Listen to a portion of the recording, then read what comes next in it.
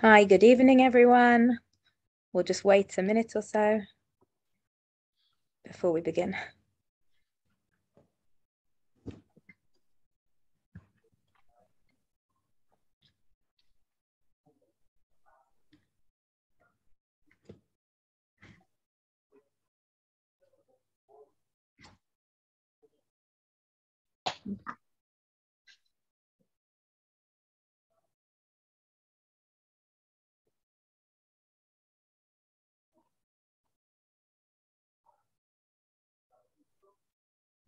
Okay, we're going to start in half a minute.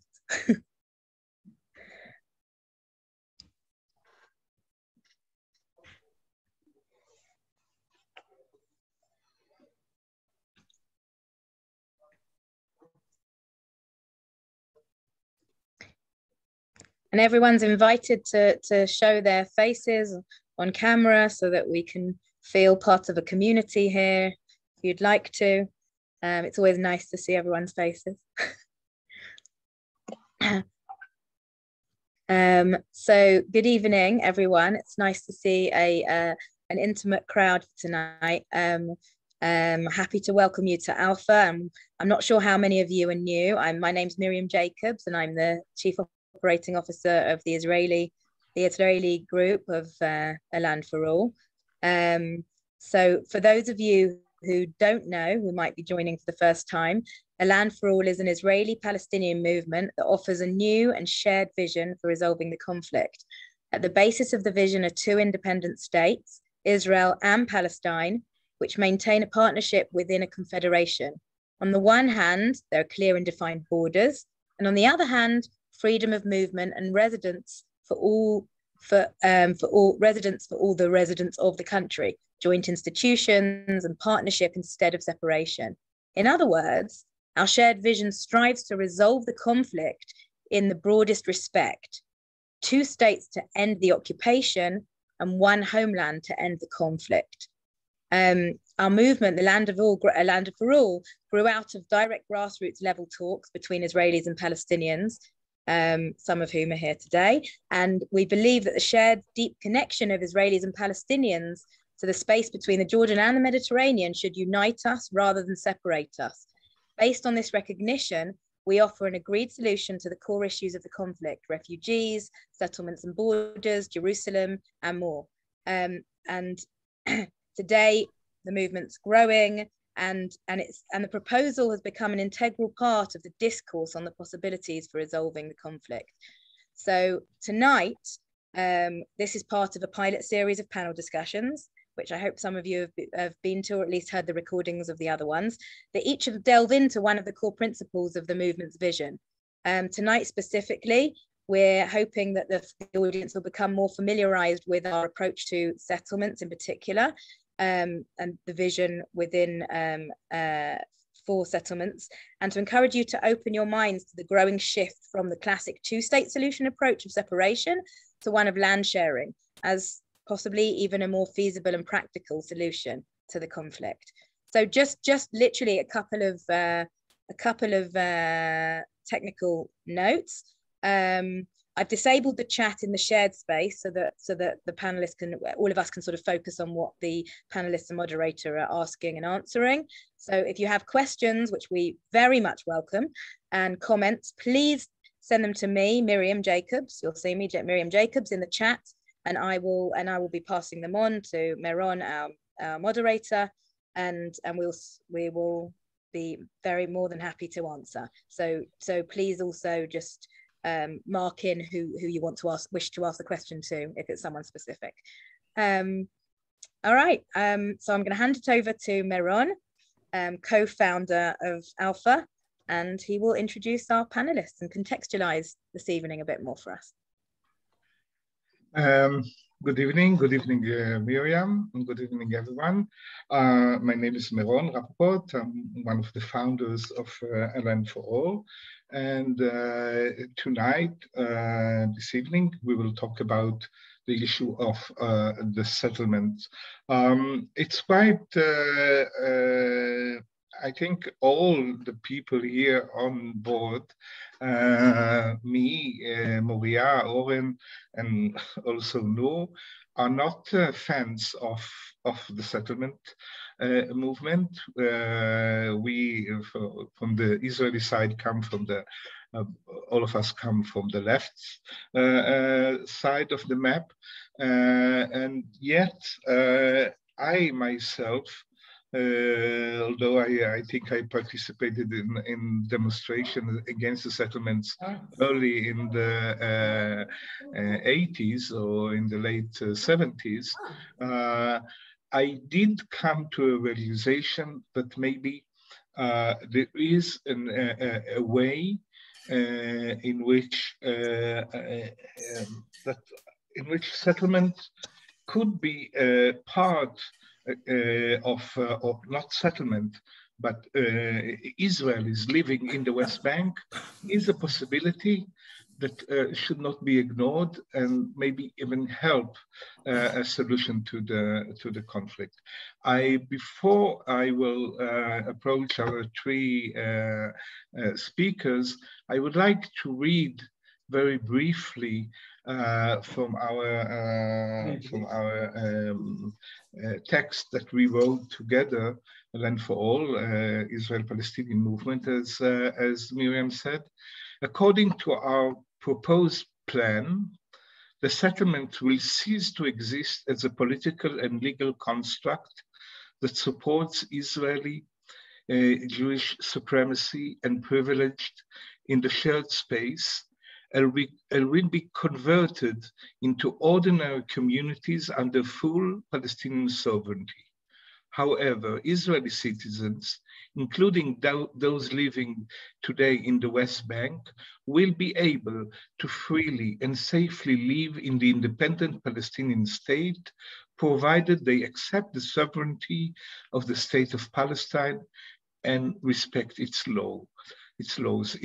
They will be eligible for residency status and have the rights conferred by such status, including the right to vote for local elections. Oren, our three speakers will be Professor Oren Yiftachel, political and legal geographer and urban planner from the Ben-Gurion University, ex-chairperson of B'Tselem and writer of many books, and one of the founders of A Land for All. Noor A'wad, resident of Beit Lechem, geopolitical guide, part of the leadership team of Jodur, and member of A Land for All. And Moriah Shlomot, executive director of Parents Against Child Arrest, former head of Peace Now, and also one of the founders of A Land for All. Oren, first to you. The fact that settlements stay after, or those who were settlers stay after a peace resolution, is not something that is unknown in political settlements all around the world. Can you put us in retrospective and put your view around this regarding the Israeli-Palestinian case? Well, good evening. Can you hear me? Yes. Salam, shalom. Thank you for coming. And yeah, Meron's question is a very good one. The world is full of examples of receding colonial projects that left people behind, so to speak. And the results sometimes were disastrous and sometimes were very positive. It depends on a matrix of factors. But we can take some hope from examples that I've researched and some of my students have researched in recent years. Notably, of course, most notably South Africa, where the Black leadership made the strategic choice to actually include the whites that were all part of a settler colonial project in their new South Africa as equal citizens. Of course, there were some other scenarios and projects, and there was a bloody and long struggle, violent, over 30 years of apartheid. But that appeared to have been, a successful move. In Ireland too, we have two stages of Ireland. The first stage of Ireland, when Ireland gets independence from Britain, from colonial Britain in 1921, in what is the southern part of Ireland, there is a population of about 15% Protestants, not Catholic, Protestants. These are people that settled under the guise of the British Army, British colonization, and they stayed and integrated very well. Of course, it depends on the Irish national movement that included them, but that is a very positive example. Northern Ireland is more difficult, but even in Northern Ireland, in the last 20 years after the Good Friday Agreement, Gary Adams, the leader of the Sinn Féin, which behind it stands the IRA, of course, the national movement, has accepted the permanent existence and even majority of the Protestants in Northern Ireland, subject to many conditions. There are several other examples, but there is definitely a possibility. I'd like to also point to the more difficult examples, and one is actually in front of our eyes now. It's the Ukraine, right? During the Soviet era, and even before that, during the Russian Empire, of course, there were many settlers that the Russian state brought to the peripheries. In fact, the term Ukraine means the frontier. So they were settled there, and we can see the consequences now. So what our movement says is that to get forward, we need to follow the example of South Africa or Ireland or maybe Kosovo that I can elaborate in, and avoid what happened in Ukraine in terms of settlers actually causing another war. So maybe that's a good introduction, Meron. We can elaborate more in later questions. So, Noor, from the Palestinian public opinion point of view, I think there's nothing that is more considered an obstacle to any peace, and even more bluntly, settlements are considered maybe the tools to harass Palestinian on a daily basis. How can you, as a Palestinian, can you, and in what way can you imagine settlements or settlers live under Palestinian sovereignty in the Palestinian state as a land for all outlines? How could it be possible according to how you see it? Well, the way that settlements affected and affects the situation we have is that it prevented a Palestinian state, a geographic, contiguous, and a viable Palestinian state to be established if settlements will remain as Israeli enclaves, as Israeli-controlled areas inside the West Bank. And it helped in separating Palestinian areas from one another with the system of bypass roads and controlling the land and the security measurements of the settlements and around the settlements, and how it affected nearby villages and cities, Palestinian cities in the West Bank. But when I think of the two-state solution, for example, even the classical two-state solution, I believe, this is my personal opinion as Noor, that there should be an option on the table for Israeli settlers who want to stay in the land and live under Palestinian sovereignty as Palestinian citizens to be. Especially, I can imagine those Israeli settlers who it's important for them to stay in the land, to be physically on the land, more than what nationality, what passport they carry, because of historical reasons, more, let's say, than national reasons. So that's even in the classic two-state solution, because giving such an option, allowing Israeli settlers to stay, in my opinion, will make the solution much more practical and easier to to be executed. And more than that, or the way how I personally see it, if we always think of the two-state solution, for example, as that settlers will have to be either dismantled or annexed to Israel, then there is no really chance for a geographic contiguous Palestinian state in the West Bank and a viable state. So the viability and the contiguity of Palestinian state should be the priority.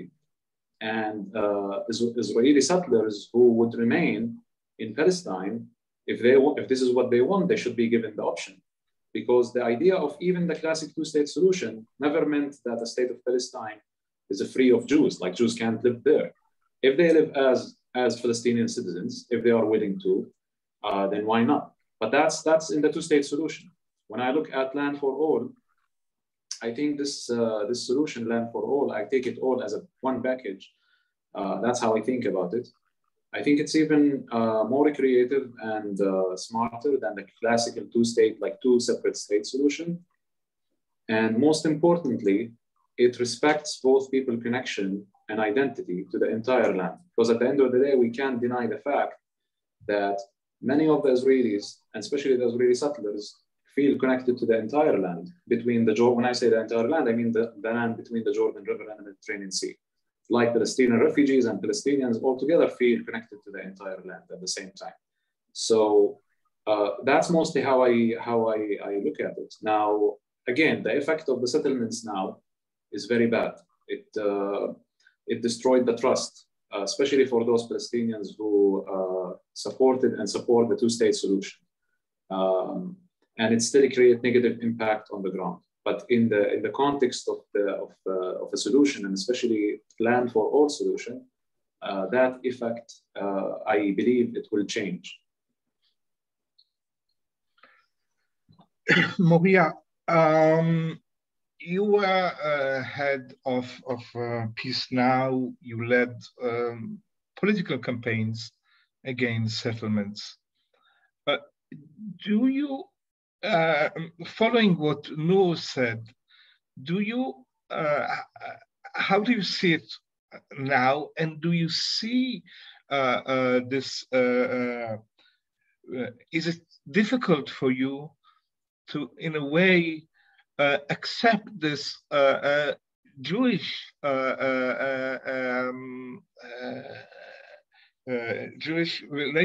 Jewish attachment to the whole of the land?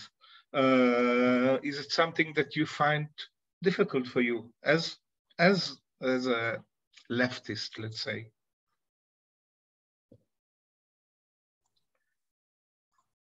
One minute. Can you hear me now? Yes. Great. Thank you, Meron, and welcome to everybody. Good evening. Yes, my journey, actually, I made a long journey from the classical two states conception to the conception of supporting the Confederation or share land, as Miriam said before, is passing directly through the issue of the settlement. I was the director of, the general director of Peace Now in 2000. Then we actually started the legal battle against the settlement that actually stopped after the Alon Moreh High Court decision in '79. Probably everybody is familiar with that. Our perception to the struggle was that the settlements are the main barrier to any peace or political agreement, even more than the Jerusalem issue or the refugees. It was still, in my opinion, it was and still the most unjustified, and I would call it land grabbing since the establishment of the Israeli state. And I still think that the settlement enterprise is a cruel and criminal enterprise. I must say it at the beginning of everything I want to say. But at the same time, when we come today to look to the reality in the eyes, in the white of the eyes, and see if and how a fair and possible vision can be offered to both Israeli and the Palestinian society, it is impossible not to look for the solution, for a solution that takes reality into account. What happened and was built during the years, it's something that we should take into account when we are designing our future. Dismantling the settlements and evacuating 500,000, something like 500,000 people is not the only way to take responsibility for the crime, I must say it, that the state of Israel has committed for over 50 decades. In the vision of the Confederation, and only under this context, which respect both the desire and the true need for two independent states, but also respect the partnership in the whole space. So Israeli living under Palestinian law, it's something that I can support. People tell us about our vision, about land for all vision for the settlements, that it's good as a second step. They said that it would have been good if in the first stage, we will establish two states that completely in a complete separation. In the second stage, and if the relationship would be good and normal, then the mixed residency in the neighboring state can be done. But I think that we don't have the real possibility for this first stage. You understand? They say, okay, let's at the first stage separate, and then if and when in the future we'll have a good relationship, we can mix. We don't have the time and we don't have the real possibility to do it.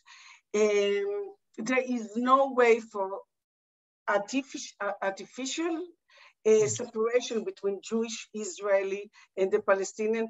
And if even, let's say that, and even if it were possible, we would want to live in a separation. This is our vision for the land. We were. This is the fact that we are mixed all over the area, all over the space, all over the land. It's a challenge, but it's also the beauty of our homeland. Israeli living under the Palestinian law, it's something that it's easy to imagine, right? But the difficulty, and that's what Meron asked me, if it's difficult for me, the difficulty is that our vision seems to normalize or legitimize the settlements, as if we, instead of punishing them for the crime they have committed, we give them an opportunity to continue and exist. And it is difficult. It's hard for me, and it's probably hard for my friend who have dedicated their life to hard fight against the settlement, because understanding that this is the case of robbery, human harm, and ideology damage to the possibility of territorial compromise. But when we talk about the future, after years of conflict, and Oren remind Belfast, I've been there, and Miriam also last month. There is a hope that after years of conflict, there is a necessity to look ahead. It is clear that the settlement will have to go through a process of decolonization, in which all the privilege in the area will be terminated. They will not be able to continue to expand without the consent of the Palestinian government. And it will be necessary to find a mechanism of compensation and ashava. How would you say restitution? Yeah. For those Palestinians who their lands been stolen from them. I do not know if how many settlements and settlers will remain under Palestinian law and sovereignty. It is clear that there will be an how is it, influx back to Israel. A lot of people will immigrate to Israel. And it is clear that the Israelis who want to stay in this context under the Palestinian law will have to accept all the consequences that come from the status of resident and not a citizen in the country where they live. This is for the moment. Oren, when I am asked about this issue, which is of course a very delicate issue, I say that we should not speak about settlements. We should speak about people. We should speak about the right of freedom of movement for all, for Jews and Palestinians, to live wherever they want in this land between the river and the sea, which we, or the majority of us, Jews, see as our homeland, and the Palestinians see as their homeland. Is it better, you think, to look at to this perspective, that we are not talking here about settlements or settlers, but we are talking about the right of freedom of movement for everyone, whether they're Israelis or Palestinian, Jews and Muslim, to live wherever they want in this land, whether in Palestine or in Israel? Well, this is the vision, yeah, thanks. And I join what Noor said and Moriah said about the disastrous impact and the criminal impact of the colonial settlements. You see the map behind me, which shows the different green patches is what's left of the West Bank in area A and B, where all the white areas has actually been de facto annexed by Israel. And you could even see the fall of the government 2 weeks ago, which about exactly to continue Israeli law ruling over the settlements. So I join that. But looking forward, Meron's point is very important. How do we get out of the deadlock? How do we stop the colonization? Because I want to remind you that the colonization is continuing. There's no status quo. Israel continues. Not only in the West Bank. Not only in the West Bank, and I want to say also in the Negev where I live, you know, there's new Jewish settlement, more grab of Bedouin land. In the mixed cities in Israel, there is a huge project of Jews settling in Arab neighborhoods. So we must somehow get out of this wish of a two-state solution, two clean state solution, and look outside the box. And then the idea of separating the people from the project, what Meron just said, saying Jews living under Palestinian sovereignty rather than settlers, that is one of the conceptual changes that we can think about. That is respecting the longing, the connection, the spiritual, historical connection of Jews to Judea and Samaria. This is historical and mythical, very important for the Jewish people. Respecting, of course, at the same time, the Palestinian connection for the entire land. All the refugees, let's not forget, come from within the Green Line. So there is a respect of both nations to the whole land. And then if you decouple the settlement from the colonial state, then you have a totally different game, right? You have like Serbian people that stayed in Kosovo, or like British people that stayed in Ireland, right? They didn't stay in Ireland as British people. They accepted Irish sovereignty. Or the Kosovar Serbs accepted Kosovo citizenship. And, you know, terrible war during the 1990s. Now there is cold peace, but there is peace in ex-Yugoslavia. So this is one important factor to decouple it, to think about Jews. I agree with Moriah, and also to allay the fears of many Palestinians, is that if there is such an agreement, most settlers that are with the orientation and they've worked so hard to prevent the Palestinian state, that's the project, to prevent the Palestinian state, most of them will leave. They will not stay under Palestinian sovereignty. And it will be a difficult, very difficult earthquake in Israel to try to absorb them, because it will create upheaval also inside Israel. But many of them will go into Israel. But those that stay, mainly the cities, say Ma'ale Adumim, say Modi'in Elite, say Betar Elite, many of them are religious people that are very internally looking into their communities. They can have Jewish communities, Jewish towns in Palestine. Another factor that helps is that the actual, we did a study in B'Tselem, the actual built-up area of the settlements is rather small. It only covers less than 2% of the West Bank. That's if you measure 50 meters from the last house of each settlement, right? Now, of course, that's not the power of the settlements. The power of the settlements is the spreading out of small little dots, more than 200 over the West Bank, that connects them like fingers into the Israeli colonial state. But if we actually think post, maybe Israel will be pushed into an agreement. Maybe it will be declared as an apartheid state. Maybe there will be some constellation of powers. Then the idea of Jews in communities, Jewish communities that cover only 2% of the West Bank looks very different to what it is now, when Jews actually cover with the local government area, regional government area, industrial areas, roads, army bases. They cover over 60% of the West Bank. So think about the actual people that live there as covering a much smaller area. So of course, we're not naive. We are in an apartheid situation. There's very strong forces working against it. But we like to think that if the crack appears and a light comes in, that there is some kind of a possibility to come through without the mass uprooting of Jews. And I think that's where our movement looking forward. And like other people said, as a package, together with the freedom of movement for Palestinians as well, and a joint capital in Jerusalem, and that could be a reconciliation on a deeper level.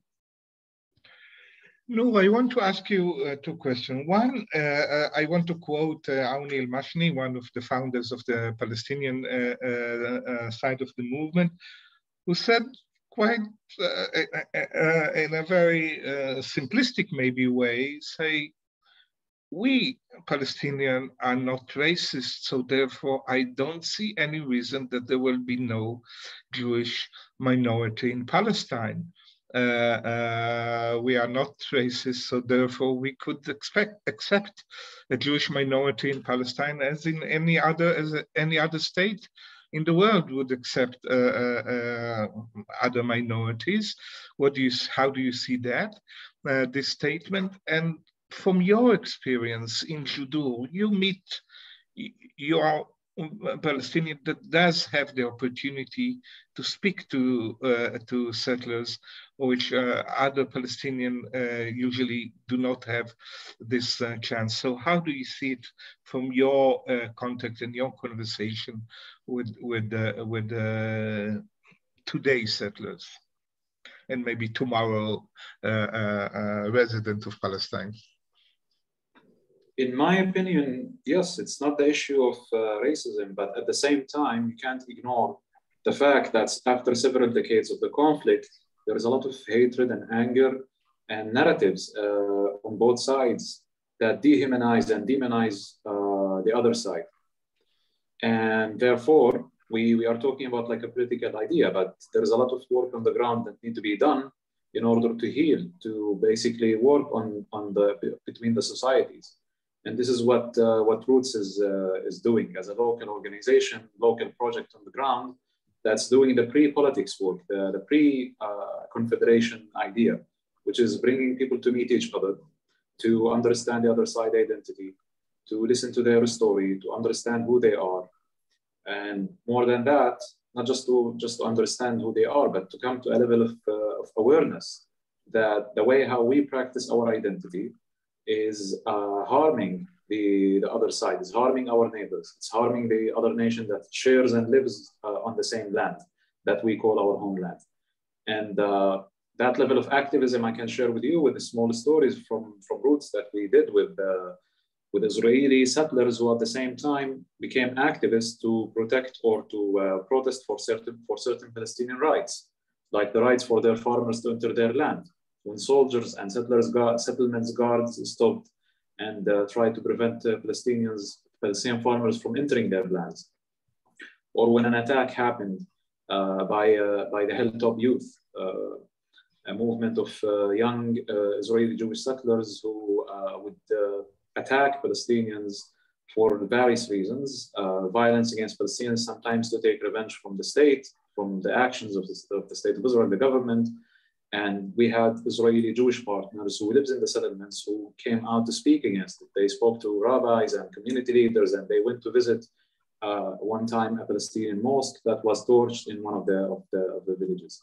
So on the ground, there is a lot of work that needs to be done. It's not like we are racists, but there is a lot of anger and hatred that comes from experience, and I would say on both sides, because of the violence, and also because of the ignorance and the separation that we live in. And in order to prepare the people for any solution, not just the Confederation, you must do the work on the ground. And this work of healing is needed because it will create a better society. I think I would not be exaggerating if I say it. To me as a Palestinian, it's a national priority that we should heal ourselves from the hate that we have to our enemies. Because with that hate, like I am a Palestinian who will say that if you tell me there is a lot of anti-Semitic thoughts in the Palestinian society, I will tell you yes, because that's part of hating the enemy. But hating the enemy can take you to a very bad place, to a very dark place. And we should fix that, we should work on that. And that's part of the process to the solution. That's a very important part of the process to the solution. Oh yeah, I want to ask you as a political activist, do you see in what Land for All proposes a new way to talk to the Israeli right wing? Do you see here some kind of advantage, or this is an illusion that we can really talk with the settlers? Or my experience, I must say, is mixed. My personal experience is mixed. My personal experience is also mixed because we are activists in Land for All for a few years now, and we were hoped, all of us, to reach another community and another circle of people. And one of the audience that we were put our effort to reach to, it was the settlers. And even me and Meron went a few times to have a consultant, group of, and meeting people from Shiloh and from other places. And we do find an open ears, but we didn't find yet full support. Some yes, some no. But I do believe that our vision is a win-win to everybody, to the settlers, to the Palestinian, to the leftish, to everybody. And that's why at the end of the day, I'm sure our vision will break through and will be the solution. But our challenge now, according to the settlements, if I'm staying 1 minute there in the settlements, is that what are we doing now? And I know that Oren and others in the movement, and me too, are suffering, really suffering from the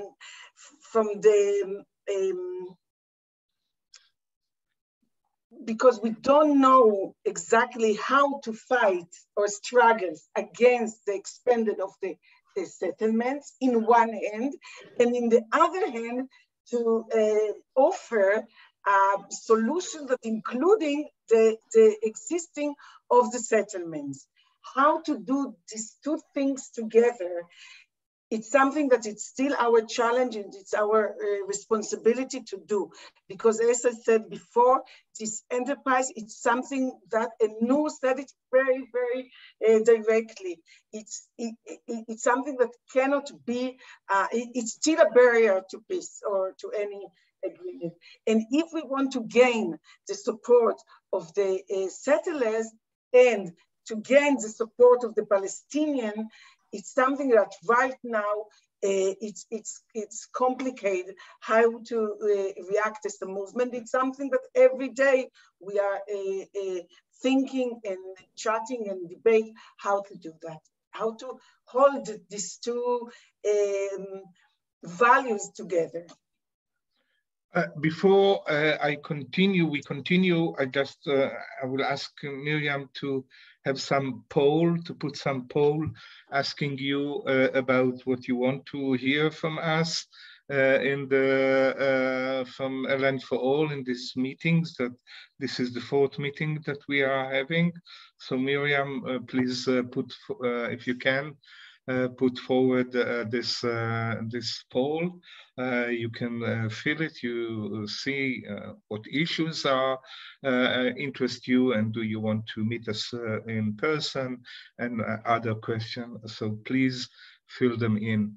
I would say, before I continue, that my impression is that that when we speak to right wing, I think we touch two of the main concerns. I would say one is, the attachment to the land. And we say, yes, Jews are entitled to live wherever they want in Israel-Palestine and fulfill their attachment to the land. This is an important thing. The second thing is that there is a possibility for them to stay, not everywhere, and I will ask Oren now exactly about this, but not everywhere, but this is possible in some circumstances. And the third is that Israel will be the sole sovereign power between the river and the sea. This is, of course, we reject. But I think that two out of the three main concerns of the right wing, we do give some, at least a general answer, and this opens a discussion. I'm not saying that they agree. I don't want to allude to have illusions, but I think it's an open discussion that we still have with people from the right wing. And so, Oren, can you tell us briefly about there is some document that we Israelis and Palestinians have written together concerning specifically more where the settlements themselves, what will happen with the settlements themselves? Yeah, well, in the negotiation, the many meetings that we had, usually in Jericho or Bejala, we of course discussed this in some depth, and we actually came up with a document in 2016. We call it the Bejala paper. It's a 9-point document which the Palestinians initiated, or what would be the conditions under which the settlements can stay as Jewish communities in Palestine. One of the preamble there, which I agree, is that Confederation is the right solution even if there are no settlements staying, right? The idea of a joint homeland, freedom of movement, Jews can live in Nablus and Hebron with agreeing with the Palestinian law and vice versa, stands even if there's not even one settlement staying. And of course, we have the Gaza issue that we haven't discussed yet, but it could apply to Gaza, no settlements there, and still the Confederation principles will apply. And that's very important. But beyond that, we went to 9 points of what will be the practicalities of it. And they are to do with sovereignty coming to the Palestinians, planning issues coming to be ruled by the Palestinians, as already said, the privileges that the Jews have with huge municipal areas, industrial areas, military bases, natural reserve, all these kind of planning tricks to de-Arabize or de-Palestinize the land will be, of course, canceled. And the full extent of the West Bank and Gaza land will be subject to Palestinian planning, and it's already happening. I've been to some meetings with the Palestinian planning authorities, and they have plans for development, etc. So settlers will not be able to block it like they do now in Area C. The second thing is, and the most thorny issue is the issue of land. So land has two types. One is private Palestinian land registered that was confiscated, grabbed, taken, stolen by the settlers, and that returns to the original owners. Now, you would say sometimes there is a settlement on that land, and that will be an agreement that will have to be reached with the landowner. Usually in the name of peace, they hope that people will agree to get compensation or restitution of land somewhere else, where the settlers renting the land from them, and things like this happened, for example, with Jordan, in the peace agreement with Jordan, where Jewish settlements rented the land from Jordan, etc. So there is some possibilities there, but the people that decide are the landowners. And exchange land can also be given to these people inside Israel. There is a possibility of that, agricultural land or some other land for development. And the third category is state land. And of course, whatever Israel wrongly, according to international law, but nonetheless, Israel declared as state land, that will become the property of the Palestinian state, which will, of course, then redistribute it among the Palestinian people. So they did go into details about the possibilities of land and planning, which are the major issues, and development and control of space, which allow Jews to remain.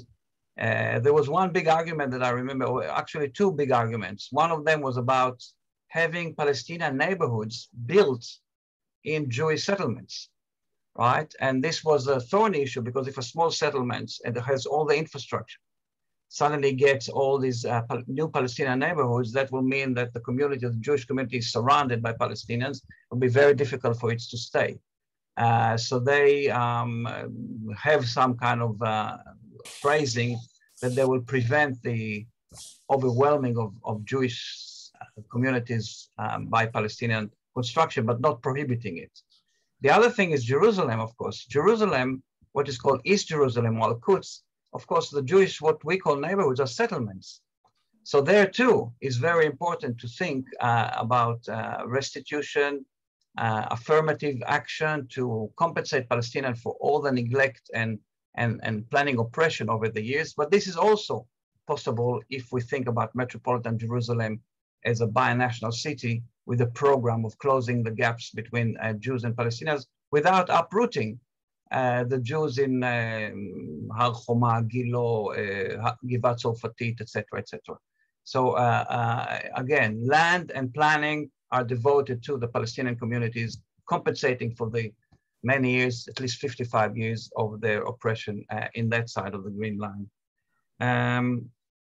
Another point is I want to add about the campaign among the right wing and left wing is that I think our natural allies come from the center left and maybe from the soft right.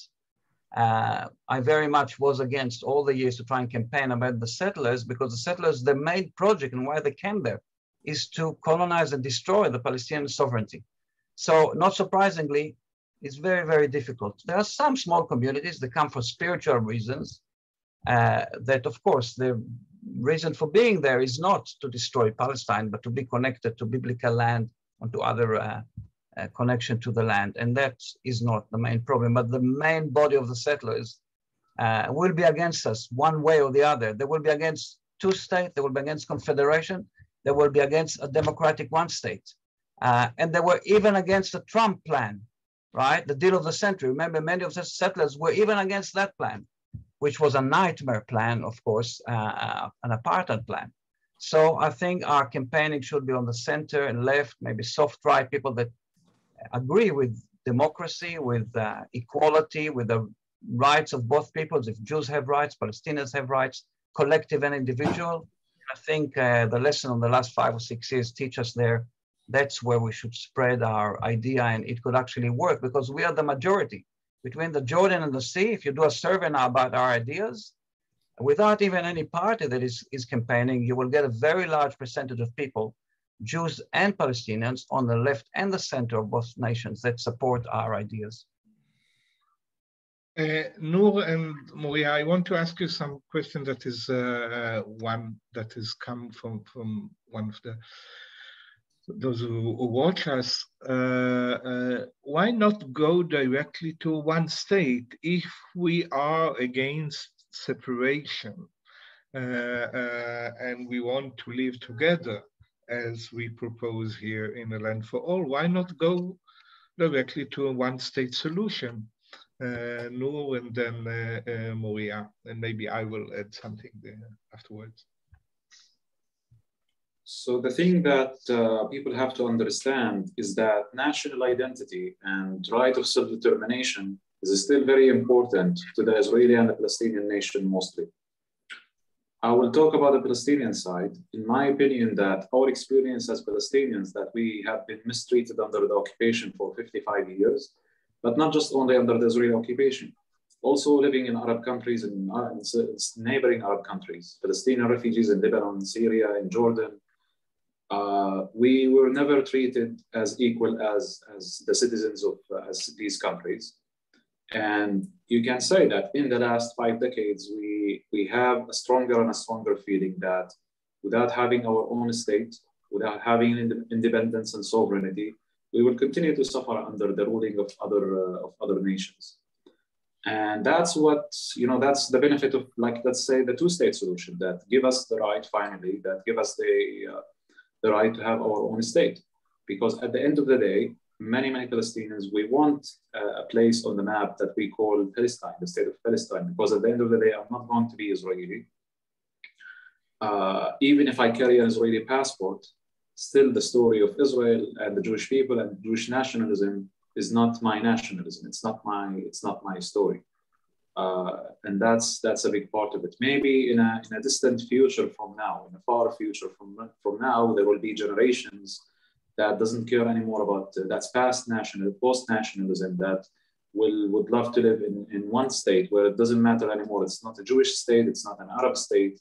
But at the stage where we are now, it seems to me that it's very important to both people to have our independence, to live as independent people, because at least the Palestinian people, my side, we didn't live as independent people. Since we start feeling as a nation and we developed this feeling that we are a nation, we never had the chance to live independently. And I know that there are other Palestinians. I'm speaking in, I would say my generation actually today speaks about one-state solution out of the frustration of the failure of the two-state solution, frustration from Palestinian leadership, and also the desire or the connection, the strong connection that we have to the entire land. This is what most of my generation feels. But at the same time, I still see that we have a need for our own state, a Palestinian state. And putting us in one state now will basically not answer the question, because there will be kind of a competition between both sides. Is this a Jewish state, a Palestinian state? Who are the majority? Who's the minority? 50%, 51%, and who's going to rule? And that's why it's not immediately one-state solution, or we are talking about one-state solution, in my opinion. I'll just add as one sentence, because Noor said it's perfect. As a one-state solution is giving to the whole people, of course, one state when it's equal, right? It's not apartheid or something like this.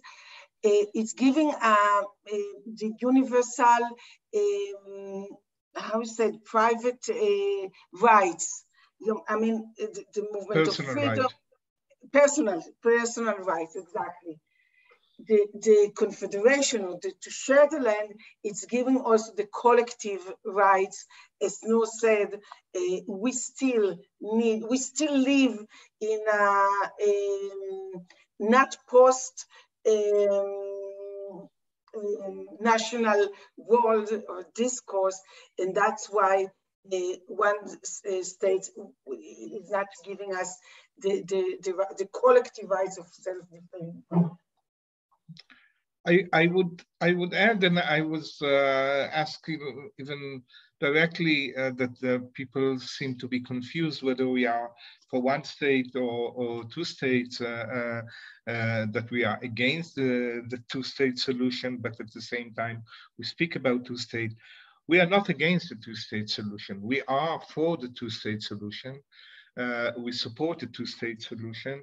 I think we offer a better version of the two-state solution, more adapted first to reality, to the reality of the ground, all the reality on the ground, mixed reality all over the land, not only, of course, in the West Bank. We have a mixed reality. We have a mixed reality in Jerusalem. We have a mixed reality inside Israel. So this is part of acknowledging the reality, but also respecting the rights for self-determination for each people. There are two peoples on this land. There is Israeli Jewish people, and there is Palestinian people, and they deserve self-determination. And I would add another thing. I think the Palestinian may be the only achievement, political achievement that the Palestinian people had in this last 25 years or 30 years is the international recognition by almost all international bodies, from the UN and International Criminal Court and many other international agencies and institutions recognize the right of Palestine for self-determination, the right for an independent Palestinian state. And we do not want, and this is also the will of the Palestinian partner in our movement, we do not want to give up this achievement that the Palestinians did have on the political level and to just throw it away in the name of a very unclear thing that is one state, hopefully, again, a democratic state. We're not talking about an apartheid state, as is proposed by many, unfortunately, by many Israelis center-right, and even more to the center, even closer to the left. So this is very fundamental for us. Oren, do you have a take on this? I want to add to it, because our movement came up from the realization that a group of people that the land cannot be partitioned, but nor can it be united. So this is exactly the dilemma that we have, how to have a vision where partition has failed over 75 years, and there is a reason why it failed, of course, as we all know, and also uniting it into one state, like my colleague said, but I want to add to the very good reasons, and of course the need to have Palestinian self-determination. There is Israeli, the one that is missing is Palestinian, so we all have to rally to protect that right. But beyond that, there is also international law. International law is just not just international agreement. International law is a very important factor in ruling the relations between nations and peoples. And Palestinians are accepted to the UN as a non-member state on the 4th of the June borders, 1967. So this is very important, the geography of it, the map that you see behind me, because what we propose is to keep that internationally recognized border, just to change its management. But when you actually stay with international law, you have a lot of power of global support and also have some kind of a moral position.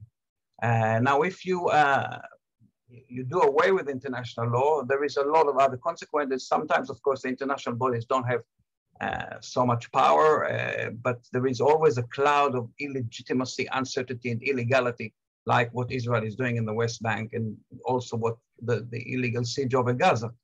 So there is a moral, practical, and legal reasons why the green line should remain the line of sovereignty. But within that framework that international law supports, that also supports the right of Israel to maintain its independence and Palestine, within that framework, we are actually offering quite a radical solution to break out of the deadlock and make that kind of space, two states, but shared homeland that will function as a confederation. No, there's a follow-up question for you. Given that most Palestinians consider the whole of the land between the river and the sea as Palestine, will they accept such a partial solution as we are talking about? Yes, because I say the solution respects that, respect the identity that we have, respect our connection to the entire land and the connection of both sides to the entire land. It's not just a practical, pragmatic solution to deal with the facts on the grounds now, but I see it that it takes in consideration and respect both people's connection to the entire land. It has to challenge on the Palestinian side, the challenge is that you have to accept the other side as a nation that belongs to this land as well. And that's what would I say the obstacle on the Palestinian side. But at least officially, when the PLO accepted Israel as a state and recognized it, and the peace process started in 1993, we accepted in theory that the other side have a right to be on this land and have a right to have a state on this land. But on the people level, where I'm involved and working, I think that part of the process to the solution, we have to accept that the other side is a nation, a legitimate nation, and they have a legitimate connection to this land. We don't agree with the way how this right is being exercised now. That's why we talk about the settlements, for example. But at the end, it's part of the solution that we have to accept that the other nation belong to the entire land as well. And if we achieve that, if we achieve the belief on both people belonging to the same land, then partitioning will not be an issue, in my opinion, anymore. And here again, we are not talking about partitioning is a problem when you have to move people and uproot them and not allow them to move freely and live on the land. But actually, the solution is providing the opposite. It's providing a right of return. It's providing a freedom of movement for everyone. It's providing freedom of residency for everyone. Yeah, that's how I see it. I want again to stress that, and as only the Palestinian leader of the movement is always saying, we have to look at it as one package.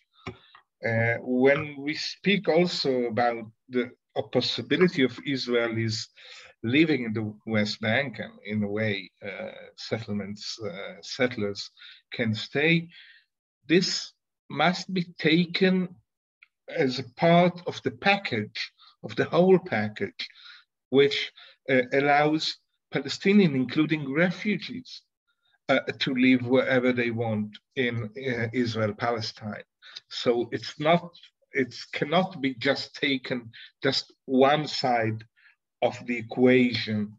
Israel is living in the West Bank and Gaza in Palestine. No, it's also Palestinian, including refugees that are now in the diaspora that will return to Palestine, be Palestinian citizens, and then citizens of the Confederation, and will be able to live, move, and live and stay and reside in the places from which they were exiled or their families were exiled 75 years ago. Just to, I will push towards the end. Moriah, how do you see us gaining? We have good ideas. I think people are always telling that to us, that we have excellent ideas. How do we push forward to have political impact and greater political support for such an idea in the situation that we are living in, which is a very difficult situation? We are heading the 5th election in 3 years in Israel, and the situation seems totally stuck. You're asking me a hard question. If I knew the answer, I would get $1 million or maybe more, because okay, we are activists in the movement a few years, and we know that this is our momentum, and this is the time for changing paradigm, and this is the time that the discourse can be reshuffled.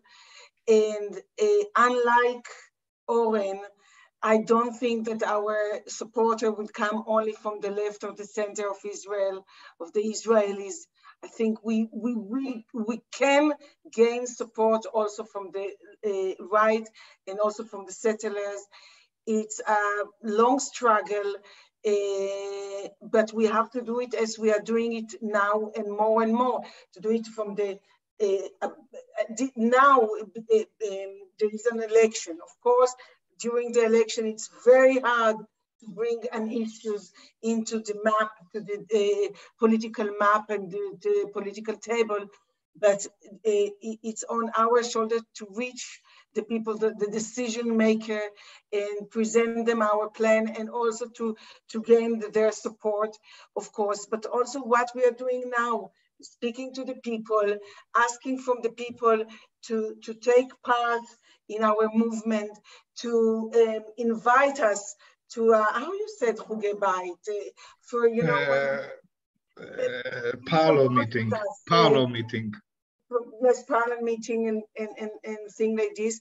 We should continue what we are doing, but faster and harder, and to gain more and more support from the people that here in our discussion tonight.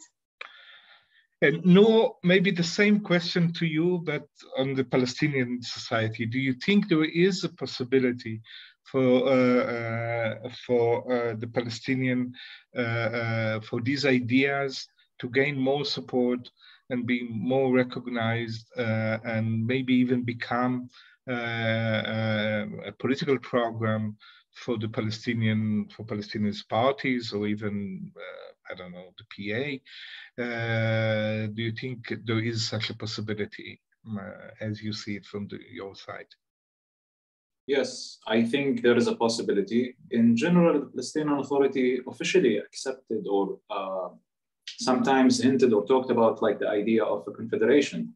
If there was to be a confederation between the state of Palestine and Israel, the Palestinian Authority will accept that. When the deal of the century came out, which my colleague Oren mentioned, there was rumors about that the solution might propose a confederation, and the Palestinian side is not against this idea, especially when I think about land for all, where Palestinian national rights are preserved, meaning that there will be a Palestinian state on the 1967 lines, and that there will be a capital for us in Jerusalem, and there is agreed upon solution to the refugees. So I don't see why any political party in the PLO that already started the Oslo peace process and part of the Oslo peace process, not to accept the land for all, for example. So this is specific confederation model. About Hamas and the Islamic Jihad, that's another question, but I'm not sure if I can answer what their reaction to it, because I'm not aware, honestly, if ever Hamas talked about that. We all know that Hamas has kind of its own version of the two-state solution with a hudna, with a ceasefire, a long-term ceasefire. I'm not sure how they would react to it, but I know that because the solution, land for all, is actually is giving a solution to the issue of Jerusalem. It's talking about the right of return, which is going beyond the classic two-state solution. And it's respecting Palestinian connection to the entire land. So to me, it comes from, and I'm not a politician, it comes to me from a very respectful place of both sides' identities. And that should affect not just Hamas as a political party or as an organization, but people who are affiliated with this political organization, with this movement and other movements. So yeah, this is my answer. Oren, your closing remarks? Well, I think relating to this last issue, or perhaps before that, we must remember the title of this evening, settlements or apartheid, confederation or apartheid. We should remember all the time, we are dragging deeper and deeper into an apartheid situation, undeclared, but so clear on the ground, with different types of citizenships, the Palestinians under occupation and the Palestinians with Israeli citizenship, a different group. Then the Jews have rights all over the land. The other groups are fragmented and have different hierarchies, racist regime. So we have to understand what the cost of it on the Palestinians, and to not forget that this is this is why the urgent need is to find solutions to get out of this. I would say that regarding this last small discussion with Noor and Moriah, it actually reflected what we know also from research and from activism. Noor was more optimistic in that respect, is because those kind of initiatives always come from the colonized people, from the weak minority, from the people that's suffering, and that's natural. And we expect and we hope that some kind of initiative like this to decolonize in a new way would come from the Palestinians. And I think that could be a trigger for many Jews to support it. I wouldn't say the majority, but many Jews, maybe a third, 40% of Israeli Jews would support a solution like this if there is a Palestinian leadership that we can create a coalition around. Maybe it's on the optimistic side, but I think sometimes breakthrough like this come, when de Klerk suddenly agrees to Mandela's plan, within 3 or 4 years, there is democracy in South Africa. When Gary Adams supports the Good Friday Agreement, and then suddenly there is a breakthrough. So the initiative of the minorities and the colonized people to break the deadlock quite often meets with support among the people that are very uncomfortable, that very much resist the apartheid that the regime applies on the oppressed people. So let's hope this emerges from Palestinian movement. By the way, it could emerge from Palestinian movement inside Israel too, because at the moment the Israeli Palestinian parties are very much locked uncomfortably in the hegemony of the two-state solution. And they know that it's not working. And they know that it actually leads to further and further oppression of their own people on both sides of the green line. It's an in-between kind of situation where everything is temporary, right? The occupation is temporary for 55 years. And in the meantime, we colonize Palestine. So the Palestinians in Israel also are agents of change. And that also could meet with a lot of Jewish support. I agree with Moriah, probably not in this election because there's not time to build such a program. And hopefully in the very near future, we can create such a coalition that will be against apartheid on one hand and offer some kind of new solution on the other. I just want to summarize really that we are certainly in a very difficult situation in Israel. And as Oren said, apartheid is only getting stronger in many aspects. But I think at the same time, and I know it is a priority, first of all, to resist all these discriminatory actions, and people are there to fight it. I'm saying on the Israeli side, of course, on the Palestinian side, obviously. And this is extremely important. But at the same time, I think it is important, or not less important, to have some vision for a future for both people in this land, how we see our life here in this land together, because we are in this land together. We are and we will be in this land together, Palestinian and Jews. And therefore, I think we have to look forward despite all the difficulties around us. So thank you very much. Thank you, Oren. Thank you, Noor. Thank you, Moriah. And I will let Miriam to summarize, and thank you for your attention tonight.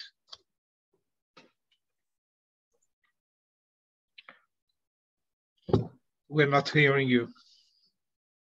You're on mute. Yes, thank you all for joining this fascinating discussion.